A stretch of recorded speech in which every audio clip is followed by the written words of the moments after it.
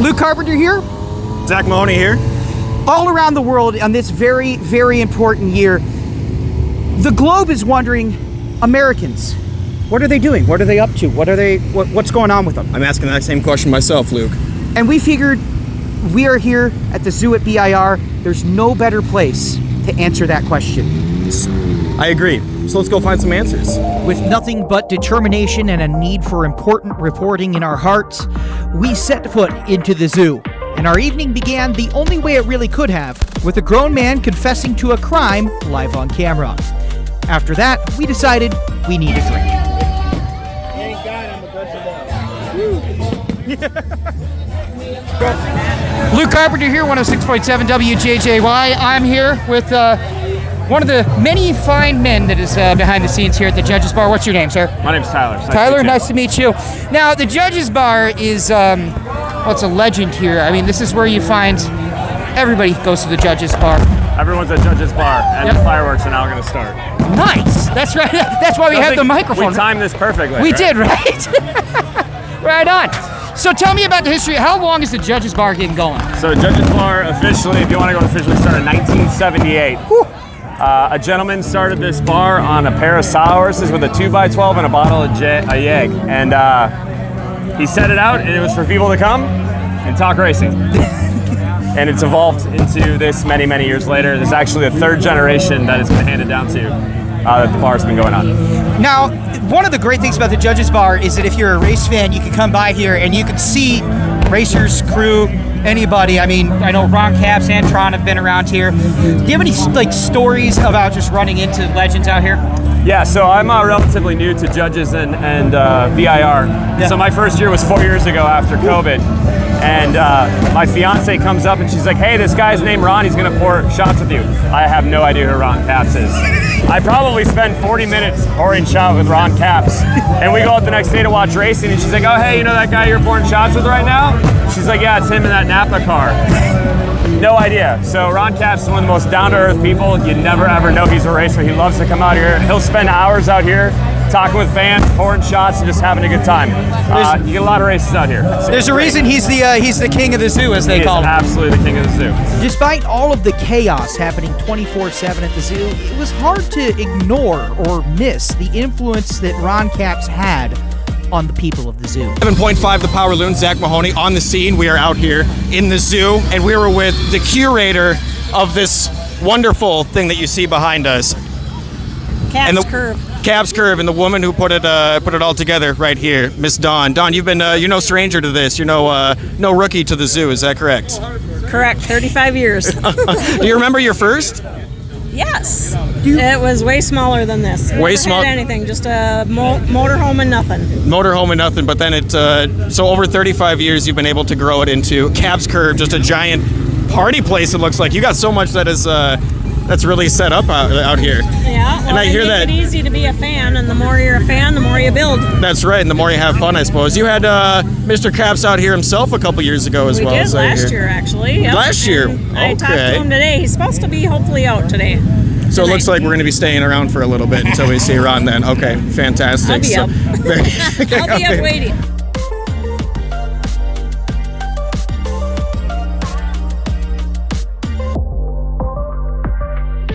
In 3 words, what do you think the zoo is? Random. You got 2 more. Here. Now. Here and now. Here and now. It was at this point that fate happened upon me that I should see a living legend in the flesh. Mr. Business here alongside The Yeti, obviously. Oh, you have a name tag. Yes, name tag. Is the name tag necessary? Do people like get your name wrong? People call me the Snowman, Sasquatch, anything. Yeah. But I am the Yeti. You're the Yeti. Tell me, are there tensions between the Yeti and the Sasquatch community? We're pretty tight, but I don't know. I think the Yetis are better. I think that's racist. Because we're from up north. Okay, that's fair. That's valid point. Yep. Geography. Yeah. So if being up north makes you better, are like Canadians and Alaskans? Canadians are not better. No. Northern Minnesotans and Wisconsins. You're Wisconians? You're soft on the Scotties? Wisconsins. The The Wisconsinites? Wisconsinites? Yeah? Yeah, Yeah. or the Minnesotans. Okay. Is that how you say that? I think so. What about the North Dakotians? Dakotites? North Dakota. South Dakota's better. Meanwhile, on the other side of the zoo, Zach had discovered the living room and another, albeit less prejudiced, living legend himself. Zach Mahoney, live on the scene at the zoo. I'm sitting here in the infamous living room, and the vibes are cozy, to say the least. And this is the curator behind it. The curator of coziness himself. What is your name, sir? Dakota. Dakota. Quite a man. I'm from South Dakota, by the way. Nice. Nice. That means nothing, but anyway. Tell me the story behind the living room and why you decided that the zoo needed something like this. Well, I mean, when you go and drive around the zoo, you see plenty of people with their own little campsites. They got their own little table that they all hang out with. But once it gets to this time, people are driving around and they're looking for places to stop. Yeah. Currently, the only places for people to stop are bars. So you're standing up the whole time. Understandable. There isn't really anywhere else in the zoo where you can just come sit down Hang and be out part and of the family. and be comfy. And I In the noticed living room. there is surely no lack of grandma couches and different chairs around here. Absolutely. Now, are most of these donated? Have you thrifted these yourself? We have had this couch here was donated. Otherwise, the rest of the couches, we're scouring the interwebs the whole year. Damn. And every year we haul it back in the box truck, keep them all stored, bring them back every year. That's incredible. And we've already got people that are coming in. Come on in, miss. It's okay. It's the living room. Everything is cozy. Absolutely. Come on in. Yes. There's no shortage of fun here in the living room. But more importantly, it's just a nice place where you can just hang out and take a load off. Well, what really draws people in is it reminds them back of home. Oh, everybody's grandma had at least one. Like of that these. lamp. Exactly. That lamp is exactly. We've all seen that. Yep. Yeah. Yep. We have That's the lamps. incredible. We have That the lamp. furniture. We have the tables. It's everything. Helmets, vehicles. They all fit the 70s, 80s vibes. And I think So it brings a lot of comfort to the drunk people. And drunk people there were. But I started to slowly realize that my co-host, instead of doing strong, hard-hitting, investigative journalism, may have slowly been consumed by the spirit of the zoo. Oh,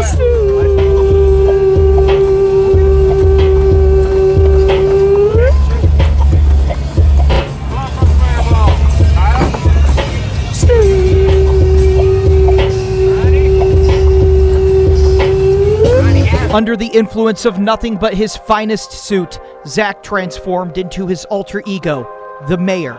And we quickly realized that our mission was not one of reporting, but a higher purpose was bestowed upon us, to speak to America. I'm the mayor of Funky Town, population 1, and it's me and only me. And anybody who wants to fight for that right to party can meet me and Schoolie D and Chuck D and Snoop D-O double G and Dr. D-R-E in the middle of a thank you, sir. Thank you. Say hello to your mother for me. Thank you. Vote. Get out and vote this year. Good to see you. Hey, nice. Hey, how you doing? Thank you. What's your name, Mr. Canada? I'm John. John, where do you come from? Manitoba, Canada. All right, so we've heard people say that this is the most American thing that they've ever seen. Is that an accurate This assessment? is the Thunderdome and Apocalypse all wrapped into one. I know you're not American, but do you see this and do you are like? I hell love yeah, it. This is This makes me love you guys even more. all right. So Thank you, sir. Thank you. Your vote matters. Every vote matters. Thank you. Vote if you had first. to give advice to every American at once, what would that piece of advice be?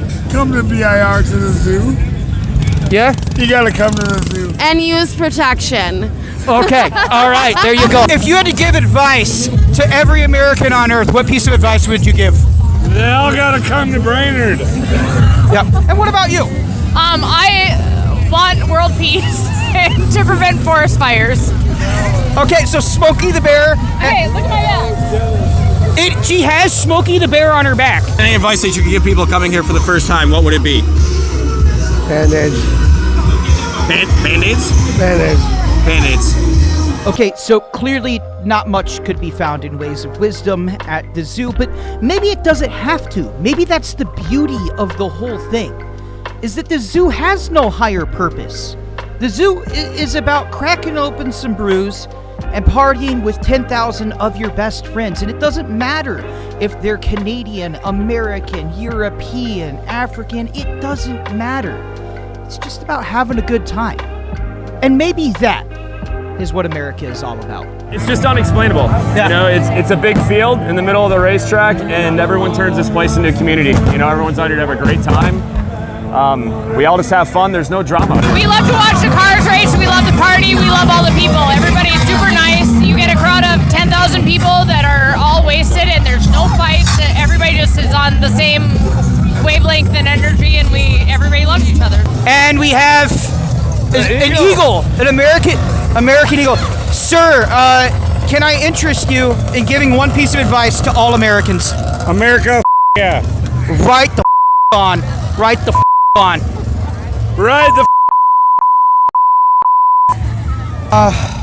Well, did we learn anything? No, I don't think we did. No? I think we just go home, Luke.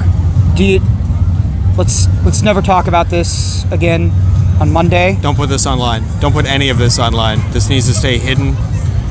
Don't make forever. eye contact with me on Monday or Tuesday. I'll start now.